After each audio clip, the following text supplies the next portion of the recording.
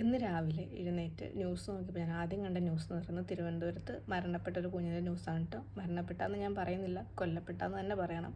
കാരണം ആ കുഞ്ഞിനെ അത്രയും ക്രൂരമായിട്ട് കൊന്നു കളഞ്ഞത് ആ കുഞ്ഞിൻ്റെ അമ്മയാണ്. ആ ഒരു പ്രായത്തിലുള്ള കുഞ്ഞുള്ളത് കൊണ്ടാവും ആ ന്യൂസ് ഭയങ്കര ഹോണ്ടിങ് ആണ്.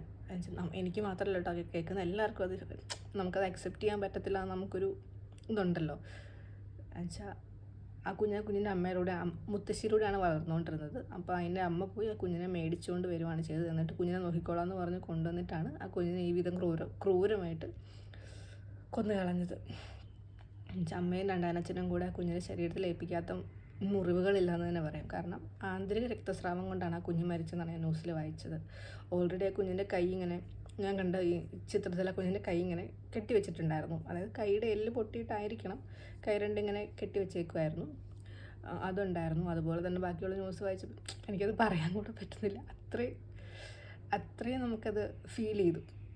കാരണം ആ ഒരു പ്രായത്തിലുള്ളൊരു കുട്ടി എന്തോരം വേദന കുട്ടി സഹിച്ചിട്ടുണ്ടാവുമെന്ന് എനിക്ക് തോന്നി.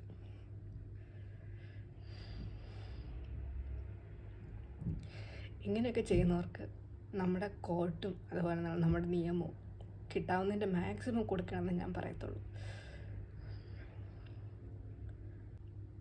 അവരോട് ഒരു സെൻറ്റിമെൻറ്റ്സ് നമ്മൾ കാണിക്കാൻ പാടില്ല. ഇപ്പോൾ എന്ത് സാഹചര്യം ആയിക്കോട്ടെ, ആ കുഞ്ഞിനെ അവർക്ക് വേണ്ടായിരുന്നെങ്കിൽ ആ കുഞ്ഞിനെ അതിൻ്റെ അമ്മൂമ്മയുടെ അടുത്ത് നിന്ന് കൊണ്ടുവരേണ്ട കാര്യമില്ലായിരുന്നു. ഇനിയിപ്പോൾ അവർക്ക് നോക്കാൻ പറ്റുന്നില്ല എന്നായിരുന്നെങ്കിൽ അവർക്കത് വളർത്താൻ ഇപ്പോൾ ഇഷ്ടംപോലെ ഗവൺമെൻറ്റിന് തന്നെ ഇഷ്ടംപോലെ സൗകര്യങ്ങളുണ്ട്.